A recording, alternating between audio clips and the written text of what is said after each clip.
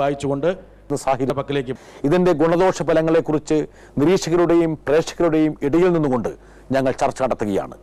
കേരളത്തിന്റെ ദൃശ്യമാധ്യമ രംഗത്തെ പ്രതിഫലിപ്പിക്കുന്ന ഗൗരവമാർന്ന ഒരു പാനലാണ് നിങ്ങളുടെ മുമ്പിലിരിക്കുന്നത്. Manorama channel news director Johnny Lukose, India വിഷന്റെ പഴയ സാരഥി MV Nikesh Kumar, Asianet news executive editor CL Thomas, Amrita TV chief executive editor Neelan, India vision editor in charge MB Basheer.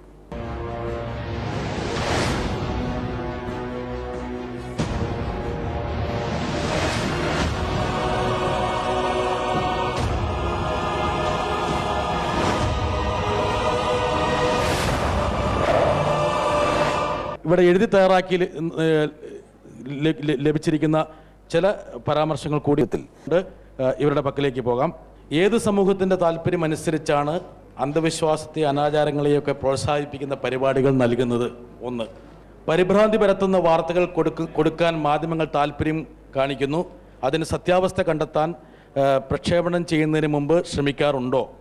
എന്തുകൊണ്ട് സീരിയലുകളെ ഇവിടെ വിമർശന വിധേയമാക്കുന്നില്ല?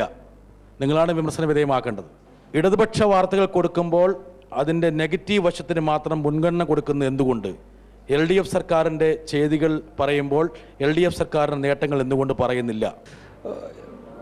വാർത്താമാധ്യമങ്ങൾ, പ്രത്യേകിച്ച് ദൃശ്യവാർത്താ മാധ്യമങ്ങൾ ഉണ്ടായതിനു ശേഷം പരമാവധി എഡിറ്റോറിയലൈസ് ചെയ്യുന്നത്, തമസ്കരിക്കുന്നത് അല്ലെങ്കിൽ വളച്ചൊടിക്കപ്പെടുന്നത് കുറയ്ക്കാൻ കഴിഞ്ഞിട്ടുണ്ട്.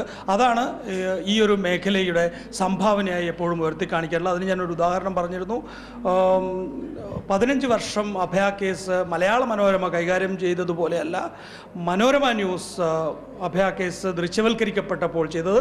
സിസ്റ്റർ സെഫിയുടെ വെളിപ്പെടുത്തലുകൾ ആദ്യം വന്നത് മനോരമ ന്യൂസിലായിരുന്നു എന്നുള്ളത് ഞാൻ എപ്പോഴും ഓർത്തു പറയുകയാണ്. കാരണം മലയാള മനോരമ ആണ് ഈ മേഖലയിലെ പ്രധാനപ്പെട്ട. അഭയ കേസ് പോലെയുള്ള നമുക്ക് കൊടുക്കാൻ കഴിയാത്ത വാർത്തകൾ മറച്ചു പിടിക്കാനല്ലേ എൻഡോസൾഫാൻ ക്യാമ്പയിൻ തുടങ്ങിയത് എന്ന് ചോദിച്ചു. എൻഡോസൾഫാൻ ക്യാമ്പയിൻ ഞങ്ങൾ തുടങ്ങിയതല്ല, ഇന്ത്യ വിഷൻ തുടങ്ങിയതല്ല.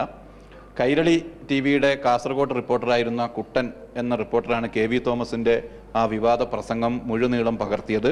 കുട്ടനിൽ നിന്ന് കടം വാങ്ങിയ ഫുട്ടേജാണ് ഇന്ത്യ വിഷൻ പിറ്റേന്ന് കാണിച്ചത്. ഞങ്ങൾ മാത്രമല്ല, എല്ലാവരും കാണിച്ചിരുന്നു. കേരളത്തിലെ എല്ലാ മാധ്യമങ്ങളും എൻഡോസൾഫാൻ തുടരുകയും ചെയ്തിട്ടുണ്ട്.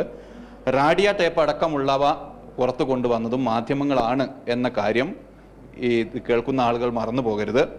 അതോടൊപ്പം മാധ്യമങ്ങൾക്കെതിരെ സമീപകാലത്ത് വന്ന എല്ലാ വിമർശനങ്ങളും, ഒന്ന്, മഹാരാഷ്ട്രയിലെ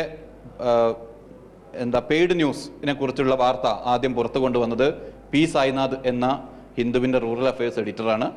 അതിനെതിരെ രണ്ടാമത് വളരെ വിശദമായി അതിനെക്കുറിച്ച് ഒരു കവർ സ്റ്റോറി തന്നെ കൊടുത്തത് ഔട്ട്ലുക്ക് മാഗസിനാണ്.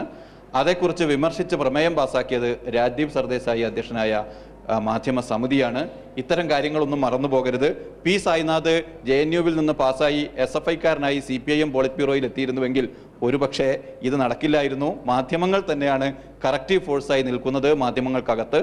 എന്നാൽ രാഷ്ട്രീയ മേഖലയിൽ അങ്ങനെ സ്വയം കറക്റ്റീവ് ഫോഴ്സ് ഉണ്ടോ എന്ന കാര്യം കൂടി, ഒരു പാർട്ടിക്കകത്തുണ്ടോ, ഒരു ഫ്രറ്റേണിറ്റിക്കകത്തുണ്ടോ എന്ന കാര്യം കൂടി ആലോചിക്കേണ്ടതുണ്ട്.